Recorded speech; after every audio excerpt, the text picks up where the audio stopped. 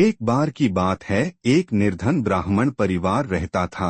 एक समय उनके यहाँ कुछ अतिथि आए। घर में खाने पीने का सारा सामान खत्म हो चुका था। इसी बात को लेकर ब्राह्मण और ब्राह्मण पत्नी में यह बातचीत हो रही थी। ब्राह्मण, कल सुबह कर्क संक्रांति है, भिक्षा के लिए मैं दूसरे गांव जाऊंगा। वहां एक ब्राह्मण सूर्यदेव की तृप्ति के लिए कुछ दान करना चाहता है। पत्नी, तुझे तो भोजन योग्य अन्न कमाना भी नहीं आता। तेरी पत्नी होकर मैंने कभी सुख नहीं भोगा, मिष्टान्न नहीं खाए, वस्त्र और आभूषणों को तो बात ही क्या कहनी। ब्राह्मण, देवी, तुम्हें ऐसा नहीं कहना चाहिए। अपनी इच्छा के अनुरूप धन किसी को नहीं मिलता। पेट भरने योग्य अन्न तो मैं भी ले ही आता हूँ। इससे अधिक की तृष्णा का त्याग कर दो।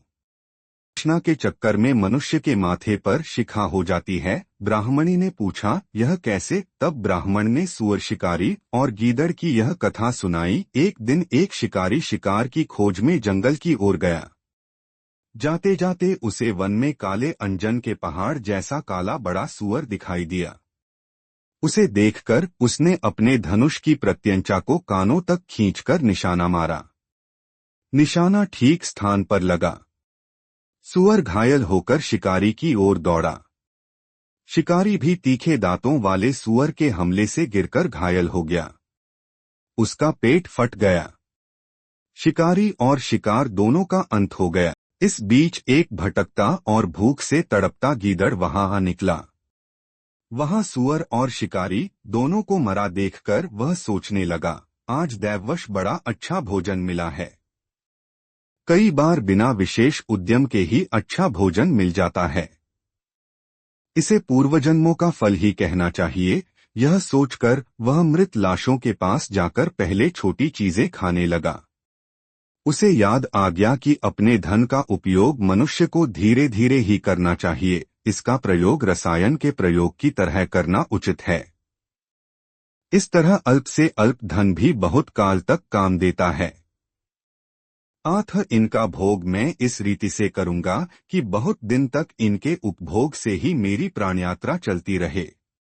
यह सोचकर उसने निश्चय किया कि वह पहले धनुष की डोरी को खाएगा। उस समय धनुष की प्रत्यंचा चढ़ी हुई थी। उसकी डोरी कमान के दोनों सिरों पर कसकर बंधी हुई थी। गीदड़ ने डोरी को मुख में लेकर चबाया। चबाते ही वह डोरी बहुत वेग से टूट गई और धनुष के कोने का एक सिरा उसके माथे को भेद कर ऊपर निकला आया, मानो माथे पर शिखा निकल आई हो। इस प्रकार घायल होकर वह गीदड़ भी वहीं मर गया। ब्राह्मण ने कहा, इसीलिए मैं कहता हूँ कि अतिशय लोभ से माथे पर शिखा हो जाती है। ब्राह्मणी ने ब्राह्मण की यह कहानी सुनने के बाद कहा, यदि यही बात है तो मेरे घर में थोड़े से तिल पड़े हैं। उनका शोधन करके कूट छांट कर अतिथि को खिला देती हूँ। ब्राह्मण उसकी बात से संतुष्ट होकर भिक्षा के लिए दूसरे गांव की ओर चल दिया।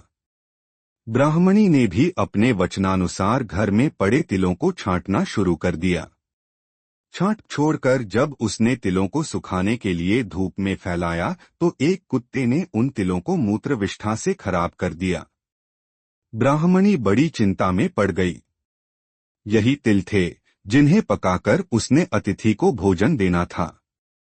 बहुत विचार के बाद उसने सोचा कि अगर वह इन शोधित तिलों के बदले अशोधित तिल मांगेगी तो कोई भी दे देगा। इनके उच्छिष्ट होने का किसी को पता ही नहीं लगेगा। यह सोचकर वह उन तिलों को छाछ में रखकर घर घर घूमने लगी और कहने लगी, कोई इन छंटे हुए तिलों के स्थान पर बिना छंटे तिल दे दे। अचानक यह हुआ कि ब्राह्मणी तिलों को बेचने एक घर में पहुंच गई और कहने लगी कि बिना छंटे हुए तिलों के स्थान पर छंटे हुए तिलों को ले लो। उस घर की गृहपत्नी जब यह सौदा करने जा रही थी तब उसके लड़के ने, जो अर्थशास्त्र पढ़ा हुआ था, कहा। उसने अपनी माँ से कहा, माँ, कोई बिना वजह इतना अच्छा सौदा क्यों करेगा? जरूर इन तिलों में कोई दोष है। मत लो। माँ ने बेटे की बात मान ली और सौदा नहीं किया। ब्राह्मणी यह देखकर दंग रह गई। ब्राह्मण जब वापस लौटा तो उसकी पत्नी ने उसे सारी घटना बताई। ब्राह्मण मुस्कराया और बोला, यही सत्य है। कोई भी कार्य बिना कारण नहीं होता। हमें सतर्क और ईमानदार रहना चाहिए, अन्यथा हमारा छल स्वयं पर ही भारी पड़ सकता है। पत्नी ने सिर झुका लिया। उसने जीवन भर सत्यनिष्ठा से जीने का संकल्प लिया।